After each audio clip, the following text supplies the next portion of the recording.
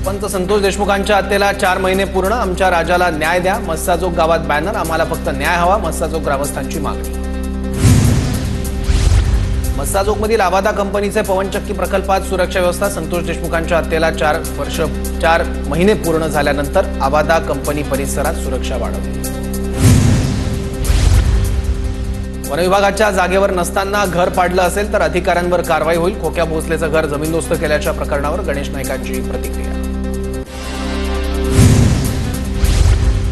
Tuljapur drugs प्रकरणात गुन्हेगार म्हणूनच तपास. 21 आरोपी निष्पन्न केले. त्यांच्यावरही कारवाई होणार. आतापर्यंत 14 आरोपींना अटक. पोलीस अधीक्षक संजय जाधव यांची प्रतिक्रिया. दीनानाथ मंगेशकर रुग्णालय प्रकरणी दोन्ही अहवाल मुख्यमंत्र्यांकडे सादर. मुख्यमंत्र्यांनी नेमलेली समिती आणि नर्मदा आयुक्तांचा अहवाल सादर. माता मृत्यू अन्वेषण विभागाचा अहवाल त्या प्रतीक्षेत. गर्भवतीच्या मृत्यू प्रकरणी मंगेशकर रुग्णालय दोषी. सूत्रांची TV9 मराठीला माहिती. राज्य सरकारच्या दोन्ही अहवालात मंगेशकर रुग्णालयावर ठपका. रुग्णालयावर काय कारवाई करायची याचा निर्णय शासन स्तरावर होणार. सूत्रांची माहिती. कुणाल कामराच्या समर्थनार्थ अमित कटार नवरे मुंबई हायकोर्टात. कामराचं प्रकरण आधीपासून प्रलंबित असल्यानं नव्या याचिकेला ऐकण्याची गरज वाटत नाही. हायकोर्टाने कटार नवरेंची याचिका निकाली काढली.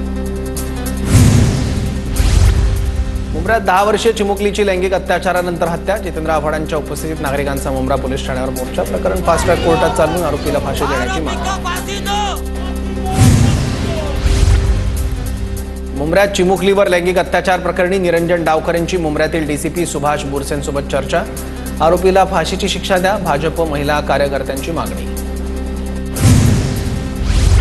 मुंबईच्या मालवणीमध्ये 10 वर्षीय मुलीवर रिक्षाचालकाकडून अत्याचार. मालवणी पोलिसांनी आरोपी रिक्षाचालकाला बेड्या ठोकल्या. मालवणी पोलीस ठाण्यात आरोपीविरोधात अत्याचाराचा गुन्हा दाखल. ट्रम्प सरकारचा चीनला मोठा धडका. अमेरिकेनं चीनच्या वस्तूंवर 104% कर लादला. चीनकडून अमेरिकेवर आयात कर दाटल्यानंतर ट्रम्प सरकारकडून अतिरिक्त कर लावण्याचा निर्णय.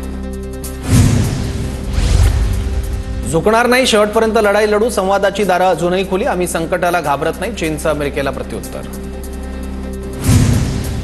लवकरच औषधांवरही टॅरिफ लावणार. डोनाल्ड ट्रम्प यांची घोषणा. ट्रम्प यांच्या घोषणेनंतर भारतीय औषध कंपन्यांचे शेअर्स गडगडले.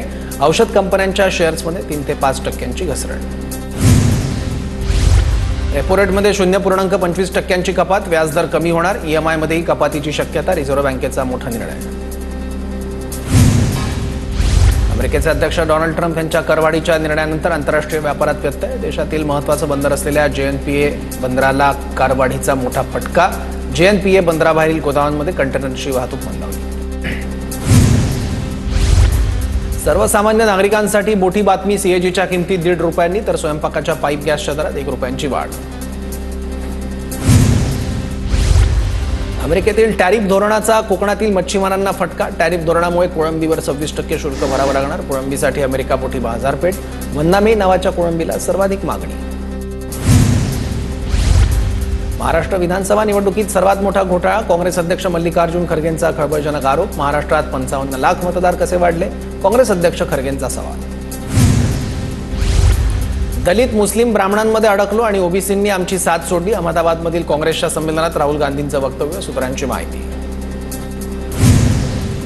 प्रत्येकाला पक्ष वाढवण्याचा अधिकार कोणी रोखू शकत नाही. महाराष्ट्रात कुठेही पक्षाचा प्रचार केला नाही तर वावगं नाही. गणेश नाईकांचं ठाण्यातील जनता दरबारवरून वक्तव्य.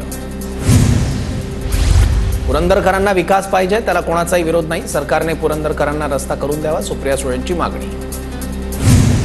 छत्रपती संभाजीनगरमध्ये राष्ट्रीय मुस्लिम मोर्चाचं वक्फ विधेयकाविरोधात आंदोलन. वक्फ बोर्डाच्या मालमत्तेवर सरकारच्या नावे राजकीय हस्तक्षेप करू नये. आंदोलनात मागणी. सातारा प्रादेशिक परिवहन कार्यालयाबाबत मनसे आक्रमक. कार्यालयात अधिकारी वेळेवर हजर नसतात. सामान्य नागरिकांना त्रास. मनसेचा आरोप. निवेदन देत कारवाई करण्याची मागणी. जळगावच्या भडगाव तालुक्यात तरुणाची हत्या. घराच्या वाटणीत जास्त हिस्सा मागतो म्हणून बापाने मुलाला संपवलं. आरोपी बापाचा दुसऱ्या मुलावरही हत्या केल्याचा आरोप. संशयित बाप आणि मुलाला बेड्या. हतनूर धरणातून भुसावळसाठी पाण्याचं आवर्तन सुरू. हतनूरच्या पाण्यामुळे रेल्वे आणि दीपनगरचा पाणी प्रश्न सुटणार.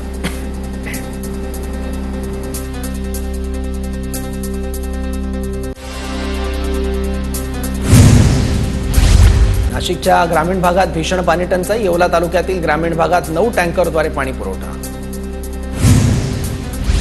जालना जिल्ह्यात 32 टँकरद्वारे पाणी पुरवठा सुरू. बदनापूर तालुक्यात सर्वाधिक पाणी टंचाई. 7 गावं आणि 4 वाड्यांना 14 टँकरद्वारे पाणी पुरवठा.